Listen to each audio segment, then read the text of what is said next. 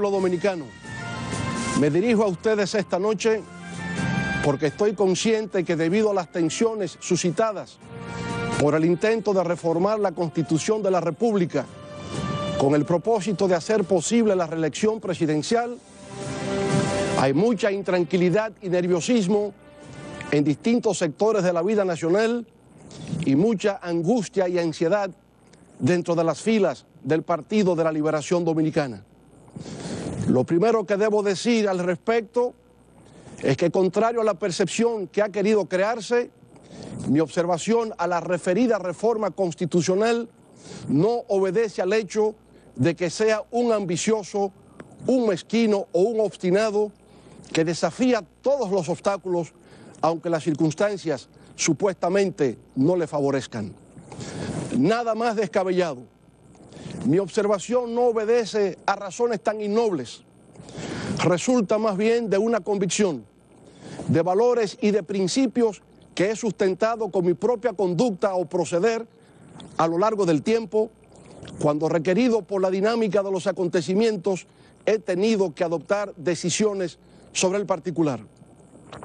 Por ejemplo, muchos recordarán que durante mi primera gestión de gobierno, allá por el 1998, el entonces presidente del Senado, amable Aristi Castro, del Partido Reformista Social Cristiano, me hizo pública la propuesta de reformar la Constitución de la República a los fines de hacer posible la reelección presidencial.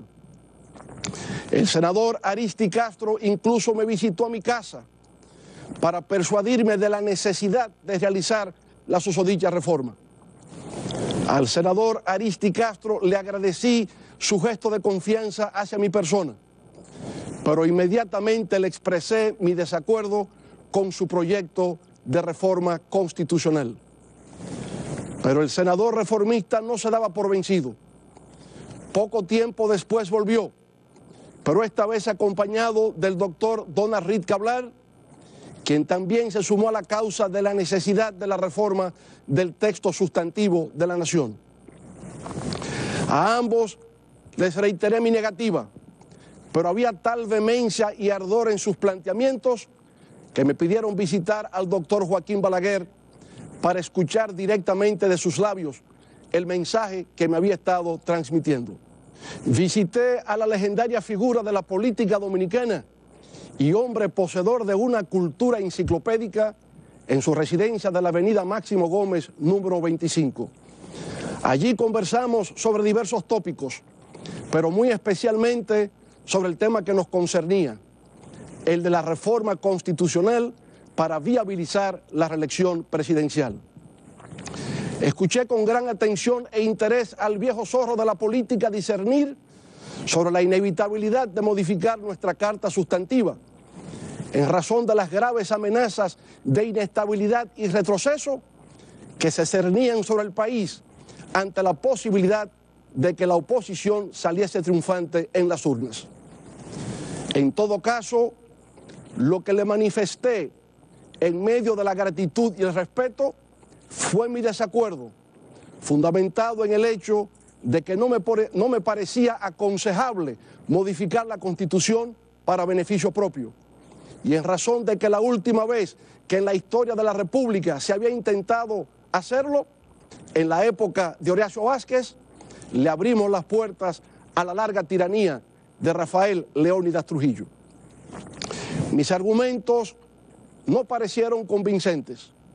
No estuvo satisfecho con mi decisión, pero finalmente la aceptó. Acordamos mantener la comunicación ante cualquier otra eventualidad. Nos dimos un fuerte abrazo y finalmente nos despedimos. Como siempre, tomé la decisión que entendía correcta, guiado por mis principios. Años más tarde, con el apoyo de más de 2 millones de votantes, por primera vez en la historia electoral de la República Dominicana, sin tener que haber modificado la Constitución, retornamos al poder en el 2004. Con este triunfo del pueblo dominicano, desde el gobierno logramos recuperar la confianza que estaba completamente perdida. Se redujo la tasa de cambio, que de 57 pesos por cada dólar se colocó de manera inimaginable a tan solo 28 pesos por cada dólar. La inflación bajó, la economía se estabilizó y volvió a crecer por encima del 7% del Producto Interno Bruto. Se generaron nuevos empleos, se aplicaron de manera activa y eficiente políticas sociales que hoy son ejemplo para toda la región y se disminuyó en forma significativa el nivel de pobreza. Como consecuencia de esos logros, obtuvimos nuevamente el respaldo mayoritario del electorado en los comicios de medio término del año 2006. En esa oportunidad conquistamos por vez primera como Partido de la Liberación Dominicana el mayor número de senadores, diputados y alcaldes en el espectro político nacional. Debido a esa resonante victoria, proclamé que la ruptura histórica experimentada con el golpe de Estado contra el gobierno del profesor Juan Bosch en el 1963 se había vuelto a reencontrar con el triunfo de las fuerzas peledeístas en el 2006. Entonces afirmé que el boschismo había vuelto a ser mayoría en la República Dominicana y que esa era la ocasión precisa para continuar la revolución democrática institucional que el líder y fundador de nuestro Partido de la Liberación Dominicana, profesor Juan Bosch, el más agudo pensador y analista político nacional, había iniciado desde sus luchas en el exilio y tras la muerte del dictador Rafael Leónidas Trujillo. En razón de que la Constitución fue modificada en el 2002 por mi antecesor, no tenía ningún impedimento constitucional ni legal para presentarme a un segundo mandato consecutivo en el año 2008. Así lo hice, obteniendo nuestro Partido de la Liberación Dominicana un nuevo triunfo, a pesar del impacto de la crisis económica global que condujo a un incremento inusitado de hasta $147 el barril de petróleo y a alzas desmesuradas del precio de los alimentos, fruto de la especulación financiera de contratos a futuro de productos básicos. El 2010 fue memorable. En esa ocasión todo el mapa electoral de la República Dominicana fue teñido de morado. Se había logrado lo que nunca antes organización política alguna había alcanzado en la historia política de la República Dominicana: haber ganado 31 de las 32 provincias del país. Todo eso, naturalmente, era posible por la estabilidad, el crecimiento, el desarrollo, el progreso, la modernización, la institucionalización y el bienestar que venía experimentando nuestro país bajo la conducción del Partido de la Liberación Dominicana. Los representantes de organismos multilaterales, las delegaciones diplomáticas acreditadas en el país, las agencias calificadoras de riesgo, los diversos núcleos empresariales, los dirigentes sindicales, los visitantes extranjeros y los compatriotas que retornaban al lar patrio, todos solo expresaban palabras de encomio y de asombro frente a los cambios que se erigían ante sus ojos como testigos de excepción. Y así, de esa manera, las agujas del reloj se movían de manera indetenible hacia la celebración de nuevos comicios presidenciales en el 2012. Pero desde un año antes, en el 2011, la efervescencia de la campaña empezó a sentirse. Se realizaban distintos actos en favor de una nueva reelección. Las diversas encuestas que se hacían nos colocaban como favorito para ganar en primera vuelta.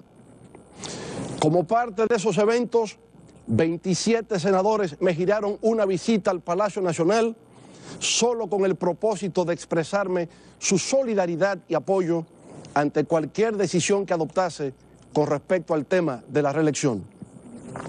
Igual ocurría con la mayoría de los diputados y alcaldes de nuestra organización política, quienes querían arrimar sus hombros y hacer causa común conmigo ante la eventualidad de una nueva candidatura presidencial. Finalmente, aconteció lo insólito. se celebró un solemne, apasionante y masivo acto en el Centro Olímpico Juan Pablo Duarte para hacer entrega de 2.400.000 firmas de ciudadanos en el que se nos solicitaba aceptar una nueva candidatura a la presidencia de la República por el Partido de la Liberación Dominicana. A pesar de todo el apoyo manifestado, de los grandes encuentros realizados y de todos los testimonios de respaldo, lo que hice fue pronunciar un discurso en el que expresé mi preocupación en el sentido de que si intentase responder positivamente a las peticiones de diversos sectores en favor de una nueva candidatura presidencial en el año 2012, se estaría reproduciendo una antigua y rechazada práctica histórica nacional de pretender perpetuarse en el poder. No es esta la primera vez que lo digo. Eso lo expresé en el 2011, cuando tenía un respaldo abrumador dentro y fuera de nuestro partido, y cuando todas las encuestas señalaban que ganaría en primera vuelta con porcentajes parecidos a los de elecciones anteriores. A pesar de todo eso, no cambié la Constitución para reelegirme. No lo hice en el 1998, cuando me pedían a voz en cuello que me amarrara los pantalones. Ni lo hice en el 2011, cuando no claudiqué ni ante el reclamo de las multitudes, ni ante los números de las encuestas. La razón era muy sencilla. No lo hice por mi profundo respeto por la Constitución de la República y por mi inocultable temor de que la democracia, por la que tanta sangre se ha derramado, fuera a sucumbir una vez más. En el 2012 hice lo que me correspondía hacer, tanto por mi condición de presidente del Partido de la Liberación Dominicana, como por lo que me dictaba mi propia conciencia, que era apoyar en cuerpo y alma a nuestro candidato presidencial, compañero Danilo Medina, a los fines de que pudiera coronar con éxito sus aspiraciones de subir las escalinatas del Palacio Nacional. Nuestro candidato estaba 25 puntos por debajo en las encuestas, pero decidimos trabajar unidos, como corresponde siempre dentro del Partido de la Liberación Dominicana. Creamos 3 frentes de batalla, recorrimos todo el territorio nacional, concitamos una vez más el apoyo nacional y volvimos a ganar en primera vuelta. Sé que en determinados círculos de opinión se sostiene el argumento de que el propósito de la reforma a la Constitución del 2010 fue el de rehabilitar mis posibilidades de retorno al poder. Nada más incierto. La reforma constitucional del 2010 no se hizo con esa finalidad. Al revés, esa fue una reforma integral, pactada con todos los sectores de la vida nacional, mediante un mecanismo de consulta popular, como no se había hecho nunca en la historia nacional, que abarcó la casi totalidad de la Carta Sustantiva, motivo por el cual muchos abogaban que se hiciese bajo la forma de una asamblea constituyente. En lo concerniente al actual sistema de elección presidencial, no fue mi criterio el que prevaleció, fue el de otras fuerzas que consideraron que era más adecuado volver al modelo alternativo de la Constitución del 1994 que continuar con el mecanismo impuesto en la reforma del 2002. Pero mi desapego y desinterés por ocupar cargos no proviene únicamente de haber desestimado en 2 ocasiones reformar la Constitución para reelegirme. Eso viene de muchos años atrás, cuando, por ejemplo, en el 1986 fui escogido como diputado por el Distrito Nacional y a pesar de haber sido despojado injustamente de esa elección, no presenté un solo motivo de agravio ante las autoridades de nuestro partido. Lo mismo volvió a ocurrir en el 1990. En esa ocasión se me pidió, nueva vez, abandonar la boleta como eventual candidato a diputado por el Distrito Nacional, porque supuestamente se tenía previsto que ocuparía la función de canciller de la República en el caso hipotético de un triunfo en las urnas. Luego de los acontecimientos que frustraron la llegada al poder de nuestra organización en esas elecciones. Un compañero, tal vez con el propósito deliberado de desherirme, en tono sarcástico me expresó, cito, tú sabes que si hubiésemos ganado, a ti solo te habrían propuesto la posición de vicecanciller. Mi respuesta le sorprendió. Solo atiné a decirle, pero es que como vicecanciller todavía habría sido demasiado para mí. Posteriormente, en el 1993, cuando se me sugería para ser candidato a la vicepresidencia para las elecciones del año siguiente, en 1994, decliné amigablemente la propuesta y hasta propuse quién sería el compañero más idóneo para tan alta distinción. Todo este relato lo he traído a colación para indicar que en todo lo largo de mi trayectoria política, tal vez de manera típica, nunca me he procurado cargos o puestos. Los que se han conquistado a lo largo de los años han sido sobre la base del reconocimiento espontáneo y generoso de núcleos de amigos y compañeros que simplemente han confiado en mí y han creído ver en mi persona determinadas cualidades que les atraen y les simpatizan. Pero ni antes ni ahora mi lucha jamás ha sido por un cargo.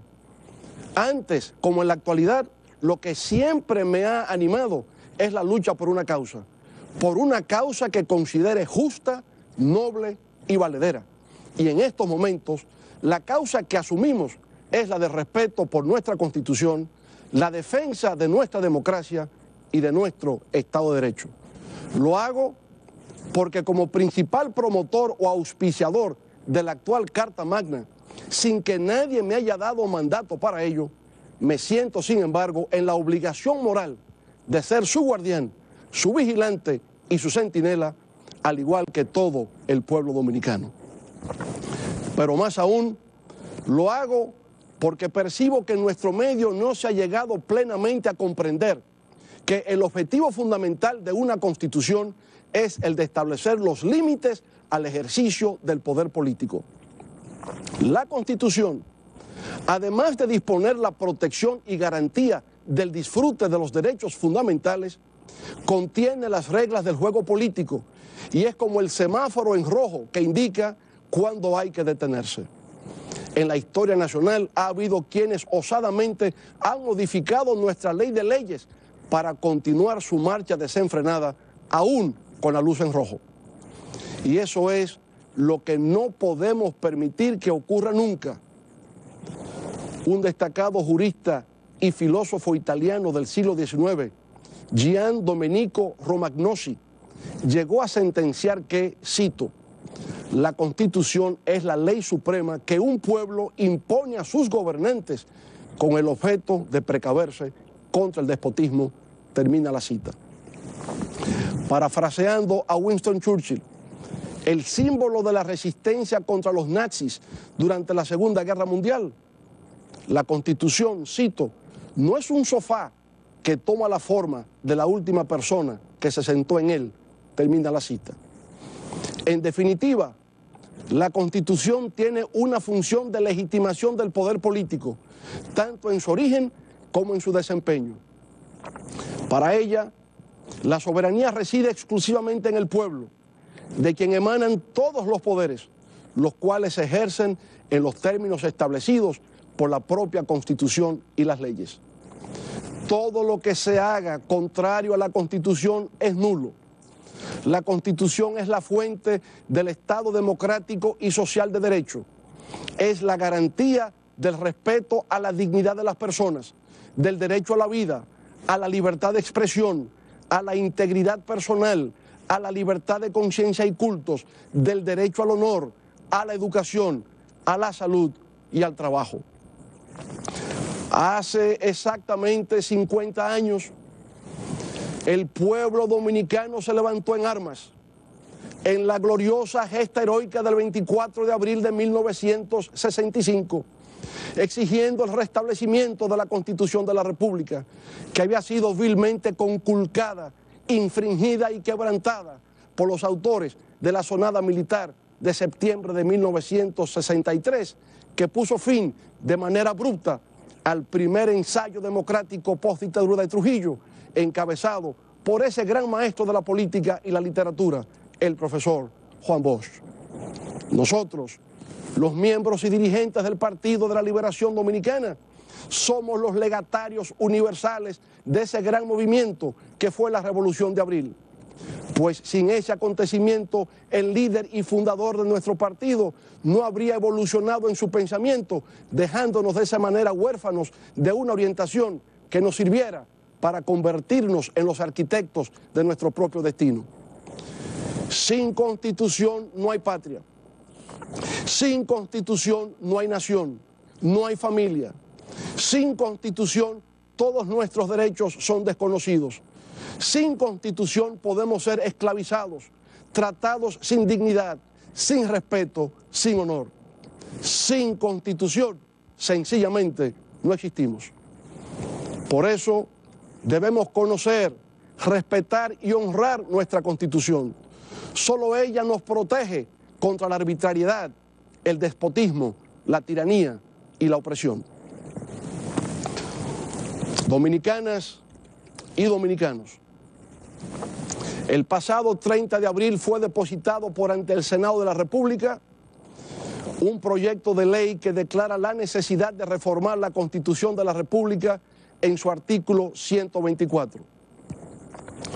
Ese proyecto de ley fue presentado por 13 honorables miembros de esa Cámara Legislativa, conforme al artículo 269 de la Constitución, según el cual nuestra Carta Sustantiva, comillas, podrá ser reformada si la proposición de reforma se presenta en el Congreso Nacional con el apoyo de la tercera parte de los miembros de una u otra Cámara o si es sometida por el Poder Ejecutivo, cierre de comillas. El objetivo del proyecto de ley, como acaba de indicarse, es el de reformar el artículo 124 de la Constitución que dice así, citamos, el Poder Ejecutivo se ejerce por él o la Presidenta de la República, quien será elegido cada 4 años por voto directo y no podrá ser electo para el período constitucional siguiente. Termina la cita. El proyecto de ley para reformar la Constitución lo que indica es lo que sigue. Cito, artículo 1.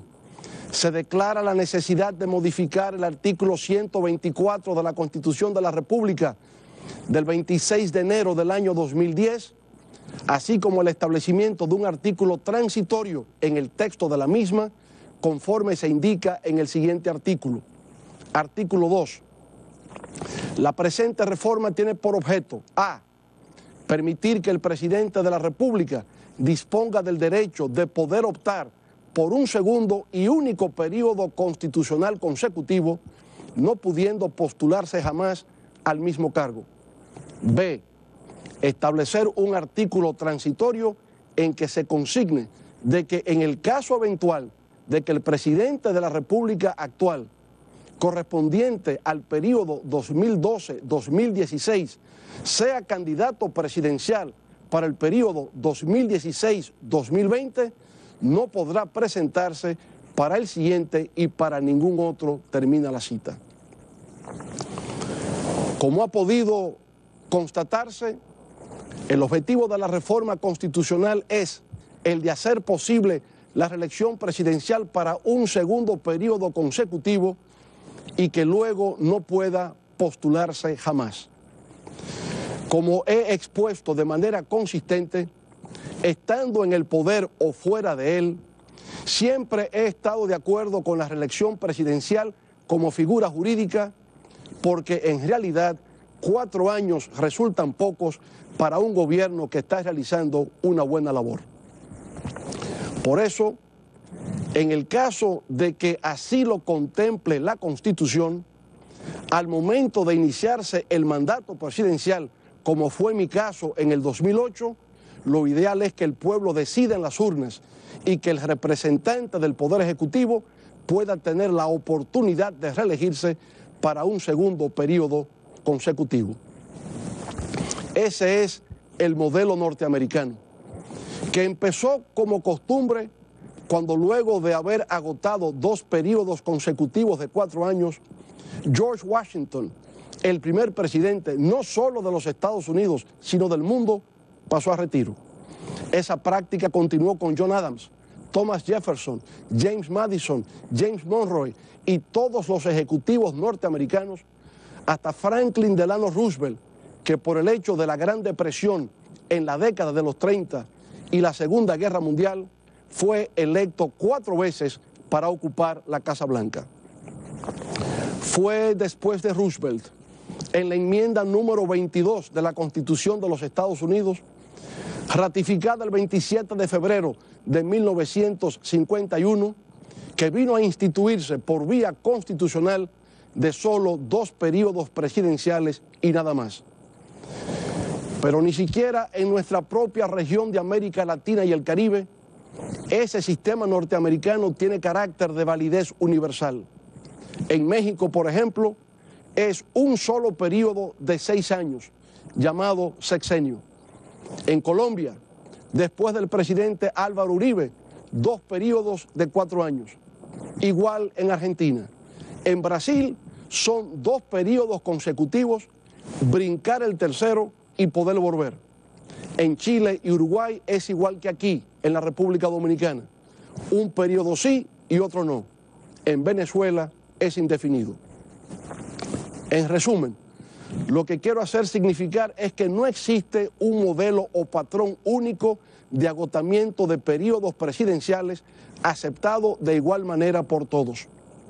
Por tanto, no es válida la idea de que la reelección presidencial por su propia naturaleza es mala. No es así. Si hubiese tenido esa creencia, no habría sido candidato a la reelección en el 2008 para un segundo periodo consecutivo. El debate actual, más bien, gira en torno a si es apropiado, si es correcto modificar la Constitución con el único propósito de hacer posible la reelección presidencial. Por mi trayectoria personal, ya se sabe que no soy partidario de ese tipo de acción. Me inclinaría por el criterio de realizar esa modificación cuando recaiga en un momento que no beneficie al incumbente, esto es, al presidente de turno, para de esa manera no resquebrajar la institucionalidad. Más aún, considero que en caso de trascendencia tal como el de una modificación a la Carta Magna, que involucra el interés de la nación, la fórmula más adecuada y eficaz para salir hacia adelante es mediante el diálogo, la construcción de consensos y de unificación de criterios, tanto dentro del propio partido como en toda la sociedad dominicana. Así se hizo con la reforma constitucional del 2010, en la que las distintas organizaciones cívicas del país fueron invitadas a participar de una consulta popular, en la cual expresaron sus propuestas sobre cómo debía quedar organizado el Estado dominicano del siglo XXI. En adición al mecanismo de las consultas populares, se creó una comisión de 15 juristas expertos en derecho constitucional que contribuyeron con el diseño técnico jurídico final de las propuestas. De esa manera, en comunicación constante con todas las fuerzas vivas de la nación, en forma abierta y democrática, se realizó la más profunda y progresista reforma constitucional en nuestro país después de la histórica y emblemática del año 1963. En síntesis, aunque desde mi perspectiva no es lo más idóneo ni es lo más apropiado, tampoco es que una constitución no pueda modificarse para hacer posible un segundo mandato presidencial consecutivo. Desde el punto de vista jurídico, se puede. Lo que ocurre es que tiene que hacerse respetando el procedimiento consagrado en la propia Constitución. En ese aspecto, me preocupa que en el debate que ha surgido para modificar nuestra Carta Sustantiva, se quiera desconocer que la ley que convoca a la Asamblea Nacional Revisora sea una ley orgánica, la cual por consiguiente requiere de la aprobación de las 2/3 partes de los presentes, tanto del Senado como de la Cámara de Diputados. Se comprende que si para someter dicho proyecto de ley se requiere que no sea un solo senador o un solo diputado, sino una tercera parte de los miembros del Senado o una tercera parte de los miembros de la Cámara de Diputados, es porque se trata de algo no ordinario, sino de algo especial. Luego, si conforme al artículo 271 de nuestra actual Constitución, para aprobar la reforma propuesta, la Asamblea Nacional Revisora, que es la reunión de ambas cámaras, Senado y Cámara de Diputados, requiere las 2/3 partes de los votos, ¿por qué razón entonces se le quiere negar la condición de orgánica a la ley que declara la necesidad de reformar la Constitución? Eso, que parece un debate más para abogados que para el resto de la ciudadanía, tiene sin embargo una trascendencia enorme para el futuro de nuestra democracia. Porque lo que estamos discutiendo es si nuestra Constitución debe ser rígida o flexible. Si es rígida, es difícil de modificar, que es lo que se desea para cualquier constitución en el mundo. Si es flexible, entonces se hace susceptible de ser modificada por cualquier capricho, quebrantándose de esa manera el Estado de Derecho.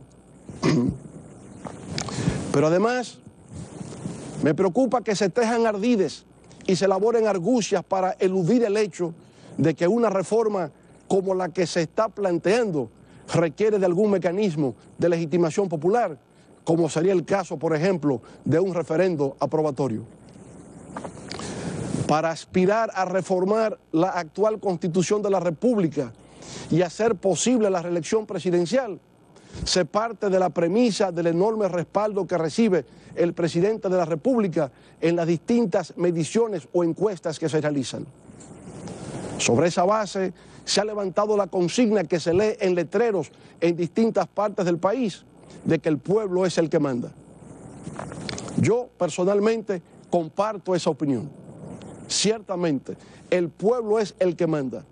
Y si es así, entonces dejemos que sea el pueblo el que efectivamente se exprese mediante la realización de un referendo aprobatorio para que diga directamente si quiere o no quiere la reforma constitucional conforme al artículo 272 de nuestra Constitución. Ese sería un ejemplo hermosísimo de democracia directa, como nunca antes se ha visto en la historia nacional. De esa manera, nuestro Partido de la Liberación Dominicana estaría a la altura de las grandes expectativas nacionales, se cubriría nuevamente de gloria y dejaría escrito un nuevo capítulo ejemplarizador en las luchas de nuestro pueblo por la democracia y la libertad. Yo mismo me sumaría con entusiasmo a esa gran jornada cívica.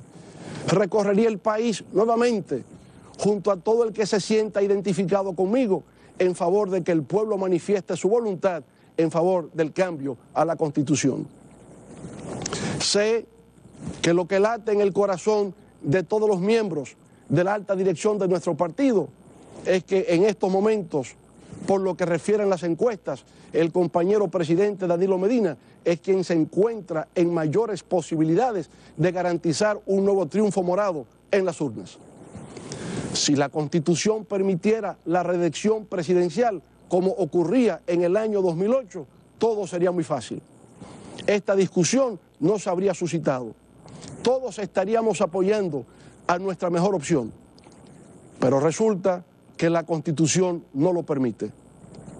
Aún así, no es mi propósito erigir obstáculos en las aspiraciones legítimas de triunfo que todos albergamos.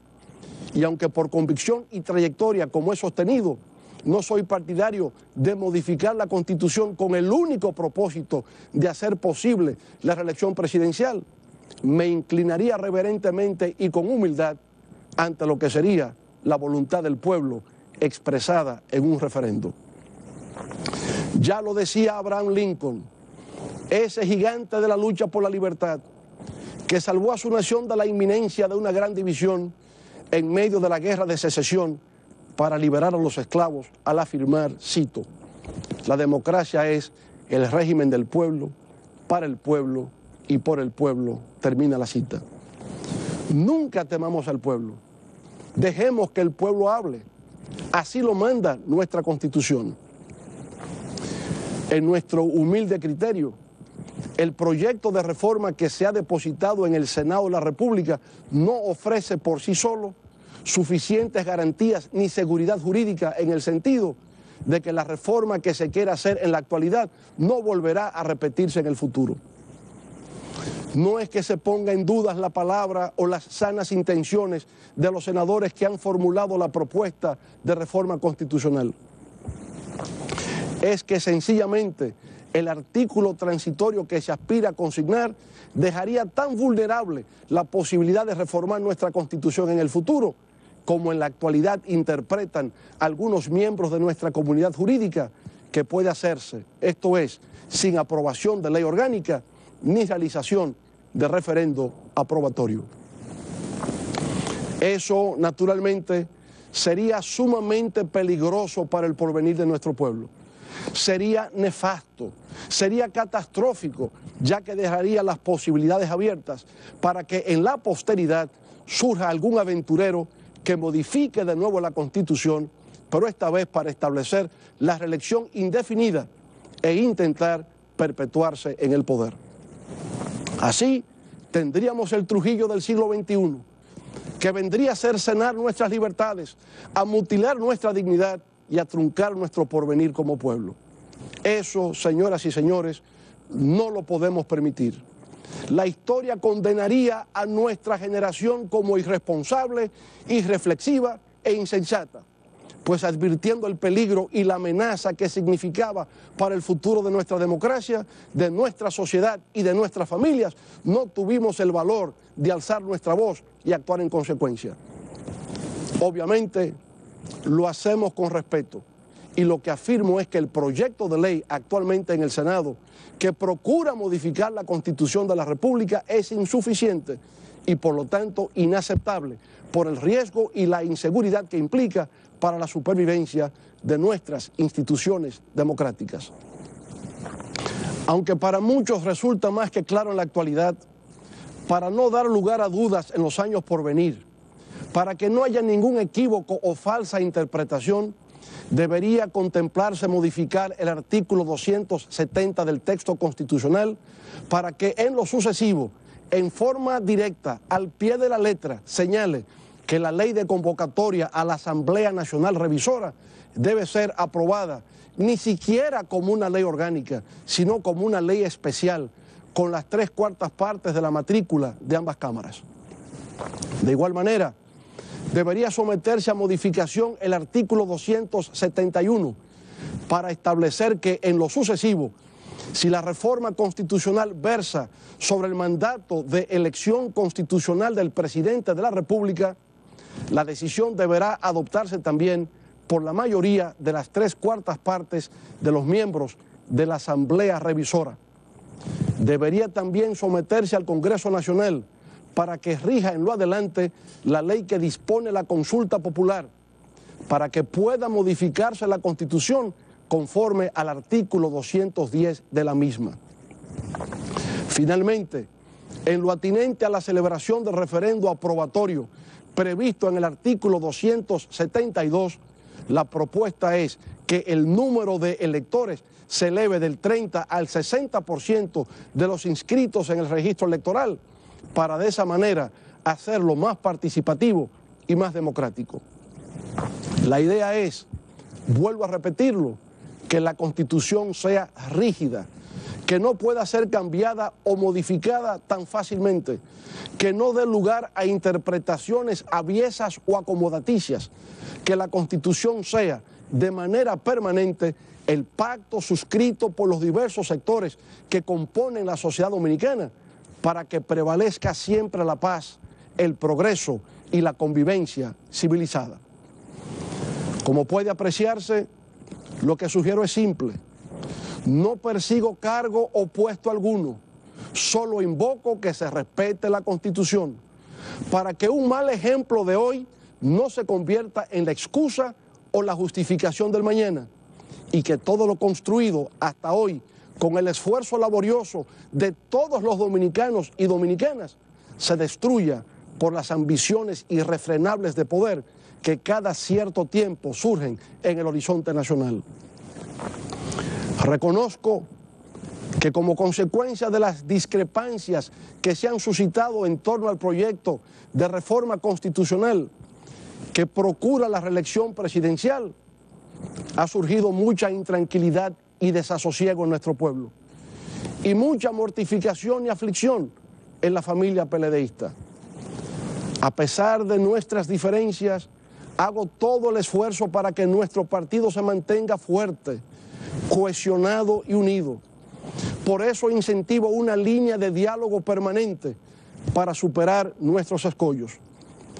Todo lo que he sido y soy políticamente se lo debo al profesor Juan Bosch y al Partido de la Liberación Dominicana. Amo profundamente a nuestro partido de la bandera morada y la estrella amarilla. Ahí me he formado. Ahí he luchado junto a mis compañeros y compañeras durante los últimos 42 años en favor de la democracia, la libertad y la prosperidad de nuestro pueblo.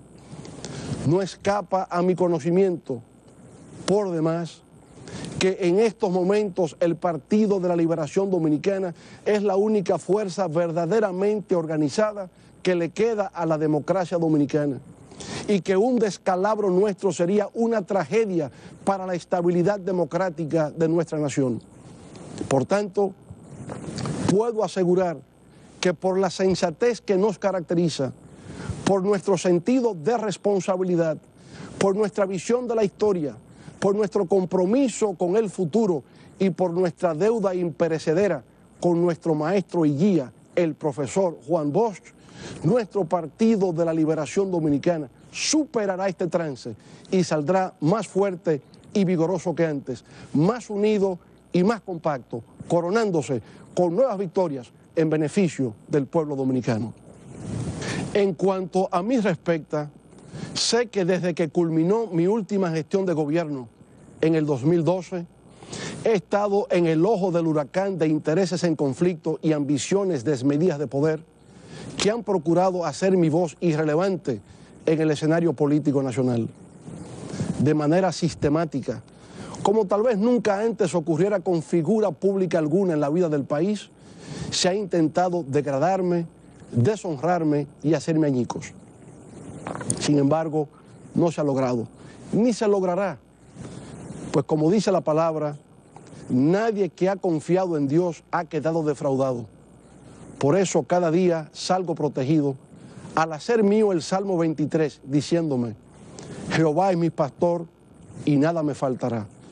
Me guiará por sendas de justicia, y aunque ande en valle de sombra de muerte, no temeré mal alguno, porque tú estarás conmigo. En todo caso, mi divisa es la de José Martí, el apóstol de la independencia de Cuba, en cuyas frases inmortales dijera, cito: un hombre que oculta lo que piensa o no se atreve a decir lo que piensa no es un hombre honrado.